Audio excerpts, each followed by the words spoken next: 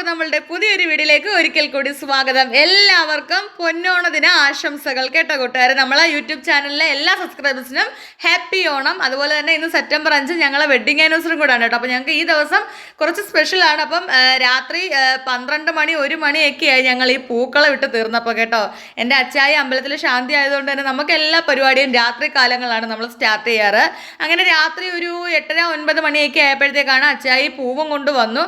പിന്നെ big boss നടക്കുന്ന സമയമാണല്ലോ ഇപ്പോൾ. ബിഗ് ബോസ് കാണാതെ എനിക്കും എൻ്റെ അച്ചായിക്കും ഒന്നും വേറൊരു പരിപാടിയില്ല. 9:30 തുടങ്ങിയ ബിഗ് ബോസ് 10:00 തീർന്നതിന് ശേഷമാണ് ഞങ്ങൾ പൂക്കളം ഇടാനായിട്ട് ഇറങ്ങിയത് കേട്ടോ. അപ്പം ഞാൻ കുളിച്ചിട്ടൊക്കെ ഇരിക്കുമായിരുന്നു. രാത്രി ആയിട്ട് തലയൊന്നും നനച്ചില്ല, മേലൊക്കെ കഴുകി കുളിച്ച് ഇരിക്കുകയാണ്. പിന്നെ അച്ചായി ശാന്തിയായിട്ട് പറയണ്ടല്ലോ. അങ്ങനെ ഞങ്ങൾ പിന്നെ പൂവെല്ലാം ഇറുക്കാൻ തുടങ്ങിയിട്ടുണ്ട്.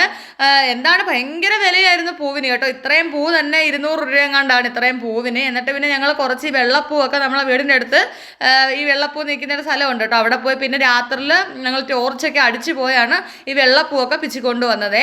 പിന്നെ നമുക്ക് ഇതിനകത്ത് മേടിച്ച പൂവിനകത്ത് കിട്ടിയെന്ന് പറഞ്ഞാൽ റോസ ഉണ്ടായിരുന്നു, പിന്നെ വാടാമല്ലി ഉണ്ടായിരുന്നു, മഞ്ഞ ജമന്തി ഉണ്ടായിരുന്നു, ഓറഞ്ച് ജമന്തി ഉണ്ടായിരുന്നു കേട്ടോ. പിന്നെ ഈ തെറ്റിയും ഉണ്ടായിരുന്നു. പിന്നെ എന്തുവാണ് ഈ കോഴിപ്പൂ. ഇത്രയും സാധനങ്ങളാണ് നമുക്ക് ഈ 200 രൂപയ്ക്ക് ഈ മേടിച്ച പൂവിനകത്ത് കിട്ടിയത്. സത്യം പറഞ്ഞാൽ ഇത്രയും പരിപാടികൾ രാത്രി 1 മണിയായി ഞങ്ങൾ ഈ അത്തപ്പൂക്കളം ഇട്ട് തീർന്നപ്പോഴത്തേക്ക് കേട്ടോ.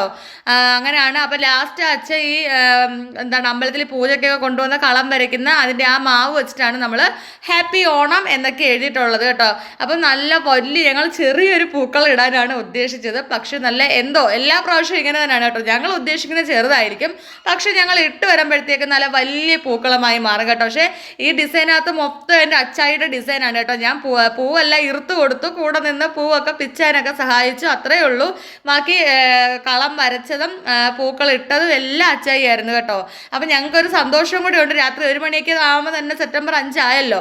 അപ്പം ഞങ്ങളെ വെഡിങ് ആനിവേഴ്സറി കൂടിയാണ് ഇന്ന്. അപ്പോൾ എല്ലാ കൂട്ടുകാർക്കും ഒരിക്കൽ കൂടി ഹാപ്പി ഓണം.